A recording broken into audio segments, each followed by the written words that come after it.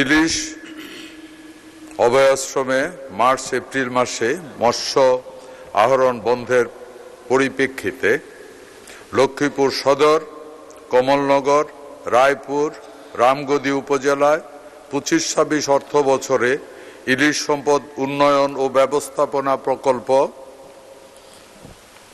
এর আওতায় 5,500টি জেলে পরিবারকে খাদ্য সামগ্রী সহায়তা প্রদান করা হয়েছে। মাননীয়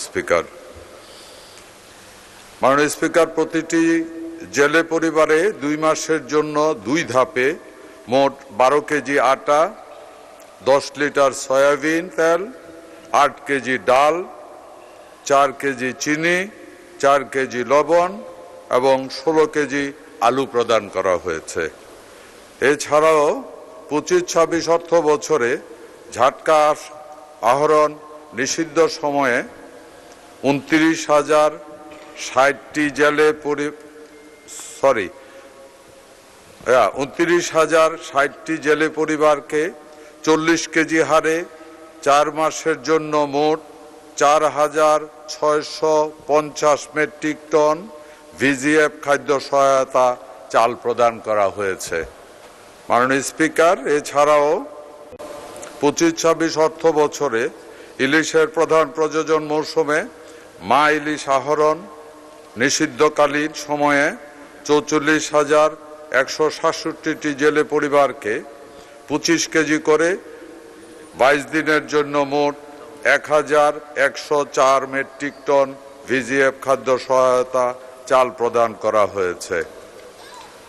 মাননীয় স্পিকার, এছাড়াও ভবিষ্যতে জেলেদের জন্য ভিজিএফ চাল প্রদান অব্যাহত থাকবে এবং পরিমাণ বৃদ্ধির পরিকল্পনা রয়েছে। মাননীয় স্পিকার, ভবিষ্যৎ প্রকল্প নেওয়া হলে বিকল্প কর্মসংস্থান সৃষ্টি এবং খাদ্য ও উপকরণ সহায়তা প্রদানের পরিকল্পনার অংশ হিসাবে সদ্য সমাপ্ত ইলিশ সম্পদ উন্নয়ন ও ব্যবস্থাপনা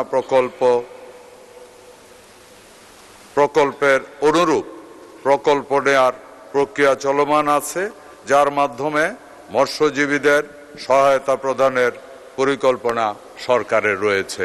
মাননীয় স্পিকার, আপনাকে ধন্যবাদ।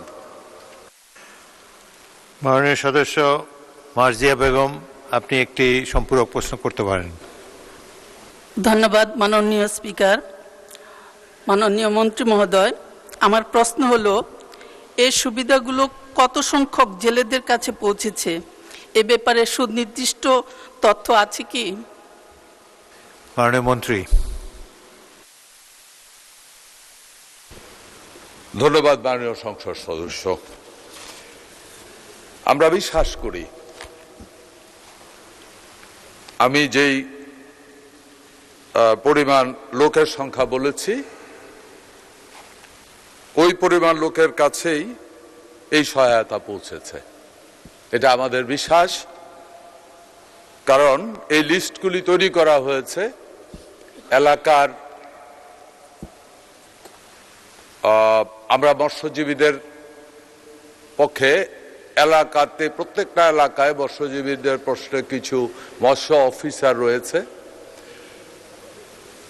প্রাক্তন বা রানিং যারা মেম্বার আছে, চেয়ারম্যান আছে, তাদের সহায়তায় এই লিস্টগুলি তৈরি করা হয়েছে।